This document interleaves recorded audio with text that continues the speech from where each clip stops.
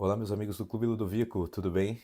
Sou Rafael Nogueira e estou aqui mais uma vez com vocês para fazer um resumo, na verdade, uma leitura comentada de um dos livros do clube. Esse livro aqui foi um dos primeiros e é um dos meus favoritos de todos os tempos do Clube Ludovico. É A Vida da Mente, de James Shaw. Vejam se vocês conseguem ver a capa aí. Muitos de vocês que estão conosco há muito tempo já têm esse livro na coleção. Aqueles que não o têm podem adquiri-lo na loja do clube. Se houver exemplar, ele será seu. Veja bem, esse livro, né, em inglês, The Life of Spirit, ou The Life of Mind, é mind que eles usam, porque por vezes se traduz mind por espírito e mind por mente. Ele comenta isso aqui na introdução. Ele fala justamente que um livro da Hannah Arendt, uma das minhas autoras favoritas, The Life of the Mind, é traduzido costumeiramente por espírito. Agora vejamos, do que trata esse livro? O que é essa tal de vida da mente? Porque são muitas as possibilidades quando a gente pensa num livro que se chama A Vida da Mente. Pode ser um livro sobre o cérebro e sobre como lidar melhor com ele. Pode ser um livro sobre esse mundo mental que de alguma forma nos atinge, nos aflige com uma série de ataques de ideias de fora, da rede social e ao mesmo tempo de exigências e a gente acaba não tendo vida interior.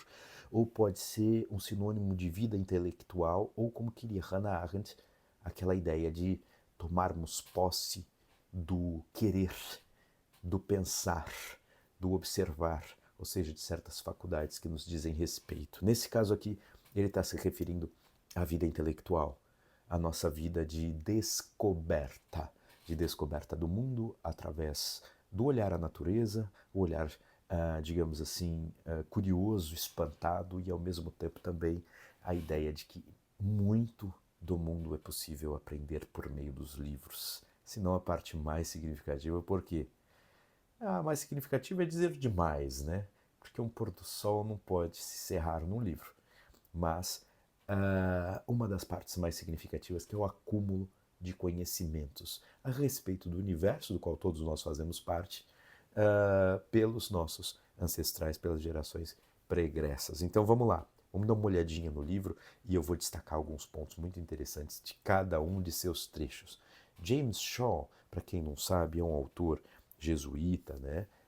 Que faz parte de um movimento de estudos que envolveu por muito tempo os Estados Unidos e que ainda tem comunidades estudiosas que fazem parte dessa tradição, que são as da liberal arts e da liberal education, né? Que entende que existem certas artes que tornam um homem mais plenamente humano, ou, melhor dizendo, o homem mais livre. Você vê aqui na capa que tem uma menção, vocês conseguem ver aí? Agora sim, olha, retórica, aritmética, não é isso? Aí você vê aqui, olha só, astronomia, música, ali vai ser geometria, não é isso? E aqui em cima, lógica. Aqui nós temos o trivium e o quadrivium. Trivium são aquelas artes que dizem respeito ao pensamento, à linguagem, às artes superiores, né? Tanto que é um ternário, mesmo ternário, que corresponde aí à Santíssima Trindade. Então você tem a lógica, que corresponde ao pensar, o pensar bem, né? O falar bem, né? Que diz respeito à retórica, né? E o escrever bem, na verdade, o escrever corretamente, falar corretamente, o domínio da linguagem, que é a gramática. Então você tem esses três aspectos aí superiores e tem quatro aspectos de base relacionados à natureza e ao tempo e espaço, que são a aritmética e a música, e ao mesmo tempo a astronomia e também a geometria, né? A astronomia e geometria para o espaço, a aritmética e a música para o tempo e a quantidade. Então a gente observa aí que são as artes que o número 7, um dos números mais usados aí para se referir a coisas completas e por vezes sagradas, né, assim como 3, ele representa o ser humano completo. Então as artes que fazem com que a nossa vida da mente seja considerada completa são essas 7. Se você olhar as ideias principais do livro, nós iríamos começar pela ideia de que a vida da mente não é exclusiva só dos acadêmicos, dos universitários, daqueles que vivem de escrever, de ensinar e de tratar, digamos assim, com uma certa técnica tradicional de suas instituições para também descobrirem certas coisas novas. Então, para viverem numa comunidade de estudo cheia de regras, que venha de uma tradição, que no fundo é o ensino superior tradicional, que é a universidade. O pensar, na verdade, é um exercício humano universal, assim é considerado, né, pelo James Shaw, assim é considerado por esses defensores da liberal arts, que são defensores de que a leitura cotidiana, a leitura constante, a leitura do primeiro ao último dia de vida, acho que no primeiro é mais difícil, no último depende, ela é um exercício humano que deve sim ser cultivado, preservado e usado e abusado. Então não tem razão nenhuma para a gente supor que a vida da mente pertence exclusivamente a estudiosos, professores, escritores e por aí vai. O pensar, ele é superior ao produzir, é uma ideia muito presente nesse livro também. Embora isso não signifique que nós tenhamos que menosprezar a produção, né? O valor do pensar ele é superior porque não está associado necessariamente aos frutos utilitários que dele derivam, né? São frutos relacionados com as aplicações práticas.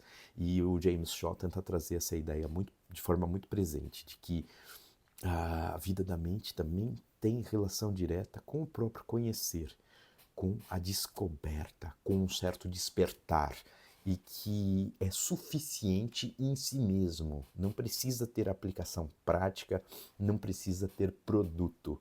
Só a atividade de conhecer é uma espécie de deslumbramento com a criação divina, né? Então isso já é maravilhoso por si só. E o intelecto e a verdade, né? A verdade aparentemente é o que já diziam muitos tomistas a partir de textos de Santo Tomás que a verdade é a correspondência perfeita do intelecto à coisa.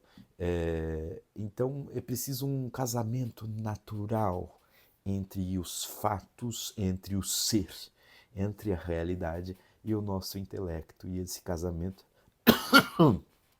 desculpem, e esse casamento é celebrado justamente na medida em que nós temos a vida mental.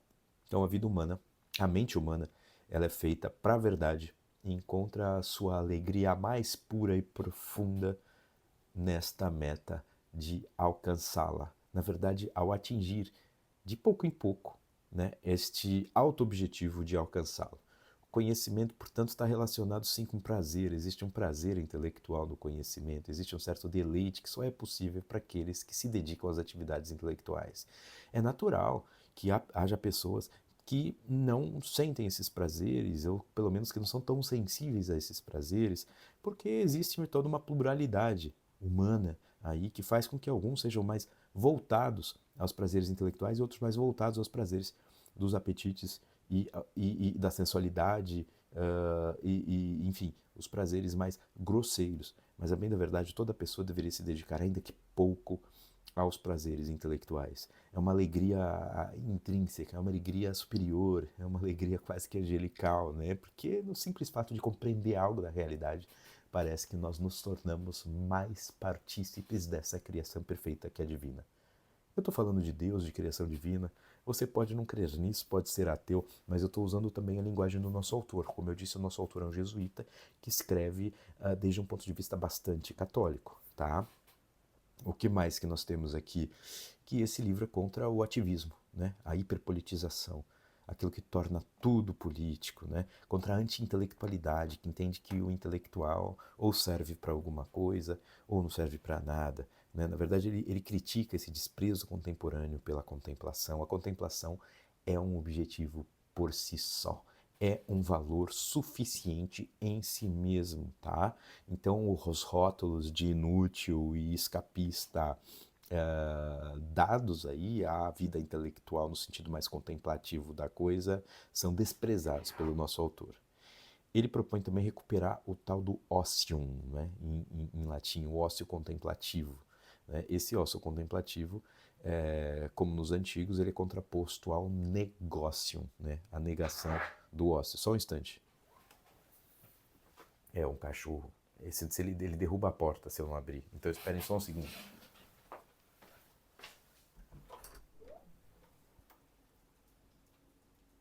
Bah, é a Marquesa, gente. Pronto. É porque ela gosta de dormir no meu escritório. Não sei se vocês conhecem, tem uma husky. Quem quiser, nogueira.r no Instagram, vocês vão ver lá. É a Marquesa. E ela tem as manias dela. Então já deu de manhã, né, e à noite ela tem mania de ficar por aqui, então eu tenho que abrir, tá? Então, continuando, o negócio, né, que é o negar o ócio. O que é o ócio? O ócio, no sentido dos antigos, é o evitar trabalhos só mecânicos ou produtivos ou úteis para que se possa desenvolver a inteligência, para que se possa cultivar aí as ciências, as disciplinas até a que me referi antes. Então é preciso... E o negócio, né? O negócio, ou seja, fazer negócio, comerciar, trabalhar, se dedicar a uma atividade mecânica produtiva ou utilitária. Produtiva aqui no sentido genérico, né? E algo que pode ser bom, inclusive. Utilitário no sentido que pode ser bom, pode ser útil, mas ele está dizendo que se você só viver de negócios, se você só viver negando o ócio, você não vai ter vida na mente, tá? Então isso é muito interessante, porque o negócio incessante do mundo moderno destrói a vida da mente. Então, e essa vida mental vai aos poucos te fazendo amar. Amar o quê? Amar a verdade. E amar a verdade te facilita amar a Deus, te facilita amar os outros, tá? Quem ama a verdade ama a ordem das coisas, a realidade como ela é, as pessoas como elas são. E essa postura, então, implica uma certa reverência, né? É diferente daquela ideia de que quanto mais você estuda, mais você fica arrogante, mais você fica metido. Não, aqui a ideia é de quanto mais você estuda, você também tomar o cuidado de se tornar mais reverente diante daquilo que se aprende, mais humilde e criando uma certa docilidade diante do que existe, porque você nunca vai saber muita coisa. Ele até coloca um problema aqui, que eu, como professor de crianças e adolescentes, tenho que levar em consideração, que ele diz respeito ao fato de que quando muito cedo nós já apresentamos livros muito sérios, de forma bastante didática, de maneira que os adolescentes sejam capazes de compreender, eles podem ficar arrogantes por compreender certas coisas muito cedo. Ele não está dizendo que é para, digamos assim, ser sovina, ser mesquinho com conhecimento. Ele está dizendo para cuidar na dosagem, porque é preciso que o intelecto se desenvolva junto com com a moral. Né? Isso é muito interessante.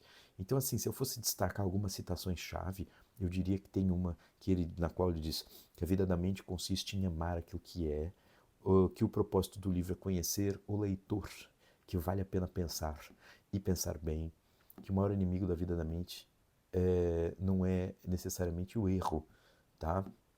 É, na verdade, a mentira. E por aí vai. Né? O saber começa com espanto, com admiração, numa referência a Aristóteles e Platão, e é próprio da mente humana gozar a verdade, ou seja, se deleitar com a verdade. Tá? Deixa eu ver se tem mais alguma coisa que seja extraordinariamente interessante. Ah, tá! Eu vou comentar com vocês rapidamente o sumário, né? Porque aí a gente faz um passeio pelo livro, né? Afinal, não é só um resuminho, é uma leitura comentada, olha só. Aqui nós temos, depois dos agradecimentos, a introdução, que ele chama de uma certa leveza na existência, tá? É muito interessante, antes de partirmos para o livro, interpretarmos bem a capa, título, subtítulo. Aqui na capa não aparece subtítulo, mas na lombada aparece. Vê se vocês enxergam aqui, ó. Eu não estou conseguindo fazer aparecer. Deixa eu... Aê! Tá quase. Estão vendo? Eu falei agora igual aquele professor gaúcho. Estão vendo? Como é que é o nome dele? Portela, né? Cortella. A vida da mente, olha só. Sobre as alegrias e os dissabores. Tá vendo? Sobre as alegrias e os dissabores do pensar. Aqui, ó. Não aparece de jeito nenhum, mas vocês já entenderam. Então, o pensar envolve alegrias e dissabores. Os dissabores estão muito presentes num outro livro. Ele se remete aqui no capítulo 1, sobre as alegrias e dissabores do pensar. E no capítulo 2 também, os livros e a vida intelectual, ele fala de quanto ele aprendeu com o livro do Sertillange, o padre Sertillange, que é da vida intelectual. Então ele remete o leitor de seu livro a esse livro, caso ele queira interpretar bem a ideia de que a vida intelectual tem lá né, as suas dificuldades, o seu isolamento, seus dissabores, mas no geral isso é muito compensado pelas alegrias que dela derivam. Ele fala também que é preciso formar a sua própria biblioteca, uma vez que esses livros precisam estar à disposição. Olha só, a Marquesa, ela não está gostando do fato de que ela gosta de deitar aqui e eu estou falando, tá entendendo? Então eu vou ter que abrir para ela sair. Na verdade, vamos ver se ela aguenta. Porque eu já estou terminando. Por que eu vou me levantar? Marquesa, aguenta um pouquinho, espera um pouquinho, tá bom? Espera só um pouquinho, estou terminando já. Depois ele tem o capítulo 3, as artes liberais, que fala um pouco daquilo a que me referi, vocês já entenderam, as artes que tornam os homens livres, por meio justamente do desenvolvimento de certas capacidades. Eu vou abrir pro cachorro, vocês tenham paciência comigo. Só um instantinho. Ah, meu Deus do céu, vem cá.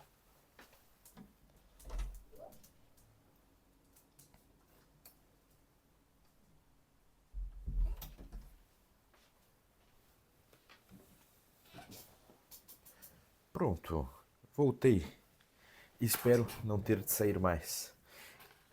No capítulo 4, sobre cuidar da própria sabedoria, né? O cuidado, a leitura e a necessidade de releitura, de conversação, de retrabalhar aquilo que foi aprendido.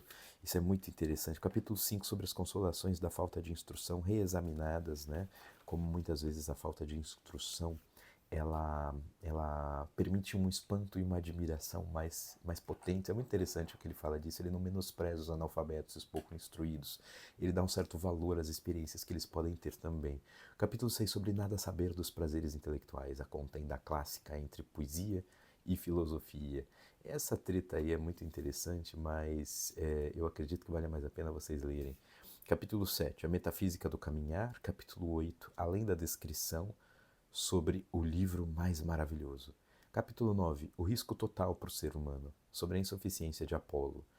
É interessante essa imagem, eu vou ter que me remeter a ela, porque no meu resuminho eu já falei sobre isso, mas a insuficiência de Apolo é uma imagem de que as luzes da razão, né, o Apolo relacionado, né, com as luzes da razão, com o comedimento, com a medida. Razão significa medida, rácio, né? E como ele é insuficiente. Então é preciso ter também uma abertura para o transcendente, uma abertura para aquilo que não é possível racionalizar, né? O capítulo 10 sobre as coisas que dependem da filosofia e a conclusão, as coisas que a mente não faz. Ao final, essa parte, as coisas que a mente não faz, é muito interessante, porque nela, eu separei um trechinho aqui para vocês verem, porque nela ele mostra também a necessidade dessa humildade. Olha só, a mente humana, ele coloca assim, que a mente humana é feita para a verdade, a gente já trabalhou isso, né? Que a estrutura da mente é ordenada ao ser, deseja conhecer, e esse desejo aponta para algo de real, inteligível e acessível. A mente não está sozinha no universo, encontra sempre algo que corresponde ao que é, vocês já viram. A liberdade interior é condição para a vida da mente é uma forma de amor, contemplação, culminação do pensamento, e a verdade como presença pessoal. O autor se despede insinuando que a busca da verdade leva, em última instância, a uma pessoa, a verdade encarnada, que é Jesus Cristo. O Logos, o sentido de tudo, se fez carne e habitou entre nós. Né? Então, depois dessa conclusão, que é muito interessante, nós temos 3 apêndices. O primeiro, os 20 livros sugeridos por Shaw para despertar a mente, e eu vou terminar comentando esses livros. O segundo, sobre educação e conhecimento, né, resposta às perguntas de Catherine Jean Lopes, na verdade é uma entrevista feita com o autor. E o terceiro, leitura para clérigos, né? Algumas referências, algumas ideias específicas aí para quem é do clero. Então, na 239, nós encontramos os 20 livros. Olha só que interessante esse apêndice, cara. Professor, você está fazendo a gente ir até o final antes de ler o livro. Não tem problema, não. Não tem problema, como dizem alguns, né? Não tem problema. Olha só, eu vou ler os 20 livros e depois eu comento rapidamente. Joseph Pieper, Faith, Hope and Love. C.S. Lewis, An Experiment of An Experiment in Criticism. Terceiro, né? Eu não estou contando. Né? É o terceiro. Leon Kass, The Hungry Soul, Eating and the Perfection of Our Nature. 4. Peter Kreeft, The Philosophy of Tolkien. 5. Dennis Quinn, Iris Exiled, A Synoptic History of Wonder. 6. Lorenzo Albacete, God at the Ritz, Attraction to the Infinite. Depois 7, Frederick Wilhelmsen, The Paradoxical Structure of Existence. 8, Hilaire Belloc, The Four Men. Em 9, Robert Sokolowski, The God of Faith and Reason. 10, Jennifer Roebuck Moss, Love and Economics, Why the Laissez-Faire Family Doesn't Work. Eu espero que vocês estejam entendendo, né? Porque esses livros não estão traduzidos ainda, né? Tem só alguns aqui. Olha só. 11, Louis L'Amour, The Education of a Wandering Man. Aí 12, do Chesterton, St. Thomas Aquinas, que é a biografia dele, de São Tomás de Aquino, está traduzido, sim. E aí a 13 é Robert Raleigh, Surprised by Beauty, A Listener's Guide to the Recovery of the Modern Music. O 14, Tracy Rowland, Culture and the Thomas Tradition. O 15, E.F. Schumacher, A Guide for the Perplexed. E 16, Carlyle Houselander, Guilt. O 17, a carta encíclica Fides et Ratio de João Paulo II, fácil de encontrar aí na internet, né? A 18, Rolf McInerney, The Very Rich Hours of Jacques Maritain. 19, Eric Voegelin, né? Que é Plato and Aristotle, Platão e Aristóteles, já está traduzido pela Realizações, né? E 20, Samuel Johnson, Selected Essays. Depois ele disse, acrescento mais um ensaio da Dorothy Sayers, The Lost Tools of Learning, né? As ferramentas perdidas da aprendizagem. Então, assim, o que a gente tem aqui nesses 20 textos? Ele tentou colocar textos ao mesmo tempo introdutórios, mas que dão um impulso tão forte que você acaba, dependendo da perspectiva, ou se aprofundando se for um mergulho, ou indo às alturas se for um voo, tá? São duas perspectivas interessantes de leituras muito bem feitas. Então, assim, esses textos, assim, o Faith, Hope and Love, por exemplo, tem textos mais de pensamento cristão, né, de vida mental cristã, e tem aqui a filosofia de Tolkien, por exemplo, e tem aqui também aspectos ligados aí a uma visão tanto política quanto clássica, como Eric Voegelin, né? Que tem o Platão e Aristóteles aqui. Samuel Johnson, ele comenta muito Samuel Johnson. Samuel Johnson é um erudito inglês, um autor genial, que em seus livros explicou muita coisa sobre a vida da mente, né? Ainda que não diretamente, mas diretamente também. E a biografia do Chesterton, por exemplo, de São Tomás de Aquino, que é uma das melhores jamais escritas, né? Que ele indica. Então é isso, apêndice 2, ele trata de educação e conhecimento, respondendo as perguntas, né? Sobre quantos anos ele leciona e coisa assim. E vocês veem, o livro é todo bonitão. É um livro feito da maneira caprichada, que o Ludovico sempre faz. Quem quiser, então, vá em frente. Posteriormente, se preciso, se necessário, se algum de vocês quiser, a gente pode aprofundar alguns aspectos de leitura desse livro. Mas, por hora, a gente faz uma leitura panorâmica, porque ela é que abre a possibilidade da gente fazer, então, boas releituras, né? Espero que vocês tenham gostado dessa leitura comentada e resumida de A Vida da Mente, de James Shaw, e que nós possamos nos encontrar constantemente aqui. Eu tenho muitos mais livros para ler e comentar com vocês. Um abração e até a próxima.